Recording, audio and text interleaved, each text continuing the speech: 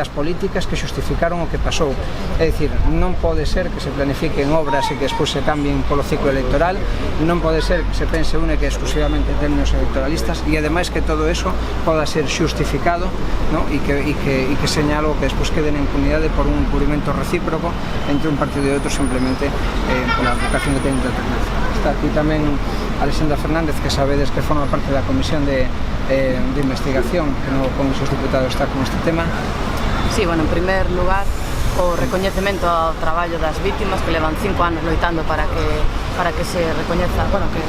se sepa toda a verdade sobre o accidente e levan 5 anos loitando contra un Estado que pola contra o que se dedica en vez de depurar responsabilidades o que se está dedicando é a boicotear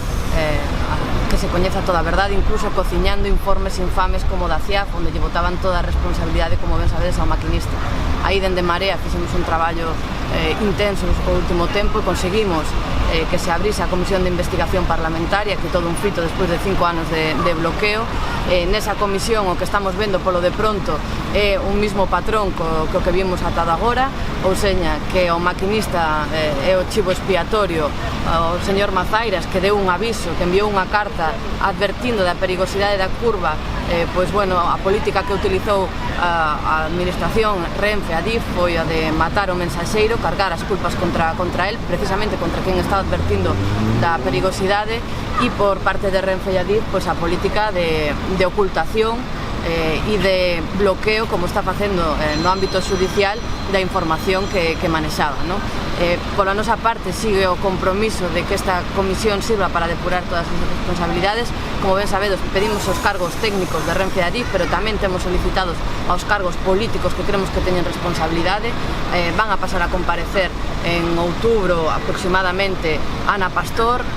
Pepe Blanco e Rafael Catalá, entre outros, que teñen unha responsabilidade clara tanto na modificación do proxecto como na desconexión do sistema RTMS, pois van a vir a comparecer e vamos a intentar que se depuren as responsabilidades políticas, porque eu quero recordar que hai unhas responsabilidades que son penais, que efectivamente van polo xulgado, pero que aquí hai unhas responsabilidades políticas, tanto en canto puida haber unha intromisión dos intereses políticos que puxeron en causa a seguridade do tren. E simplemente, bueno, recordar que dende Marea pedimos que as vítimas pechen esta comisión de investigación, porque esta comisión está feita por e para eles, para darlle resposta a todas as persoas que perderon, as familiares, as amigos, e polo tanto consideramos que o lóxico é que as vítimas pechen a comisión e que dean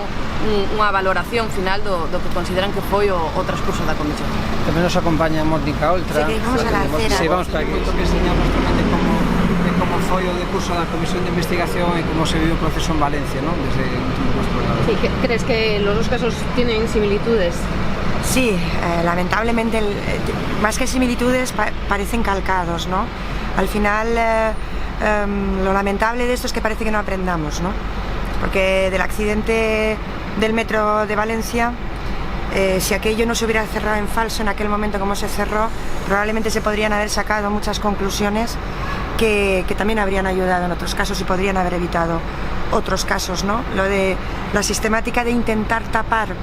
de echarle la culpa al maquinista, a una sola persona, de no tener en cuenta las medidas de seguridad que podían haber evitado el accidente, porque el tema no era si la curva era maldita o no maldita, porque también en el caso de Valencia fue una curva, sino si era evitable el accidente. Y ahí está la cuestión. ¿El accidente era evitable? Pues ahí está la responsabilidad política. Independientemente de las responsabilidades penales que se depuran en los juzgados, ¿no? Por tanto, para nosotros hay muchos paralelismos y mucha conexión emocional, porque la herida del accidente de metro en Valencia estuvo sangrando durante muchos años, y hasta que no hubo el cambio político no se volvió a reabrir la comisión de investigación en el Parlamento valenciano, que se había cerrado en 5 días en falso, con aleccionamiento de todos los que fueron a declarar, diciéndoles palabra por palabra lo que tenían que decir, con una infame contratación de una empresa que se dedicó los años siguientes de los aniversarios del metro a tapar el accidente, al maltrato sistemático a las víctimas, que estuvieron 9 años concentrándose cada día 3, cada mes, 9 años, hasta que el cambio político favoreció que entraran en el Parlamento, que fueran recibidos por el Gobierno y que se abriera la comisión de investigación. El lema de las víctimas del metro de Valencia fue durante 9 años 43 muertos, 47 heridos, 0 responsables. Después de la comisión de investigación, el lema ha pasado a ser 43 muertos, 47 heridos, 13 responsables, porque esa comisión de investigación sí se sacó a la luz todas las responsabilidades políticas, cómo se podía haber evitado con una reprogramación de una baliza este accidente y también lo que hicimos fue pedirles perdón, porque la reparación pasa por la verdad, obviamente, pasa por la justicia, pero también pasa por pedirles perdón y que la sociedad valenciana colectivamente se volcara con las víctimas. Y yo espero que en este caso la Asociación de Víctimas del Accidente de Angrois puedan también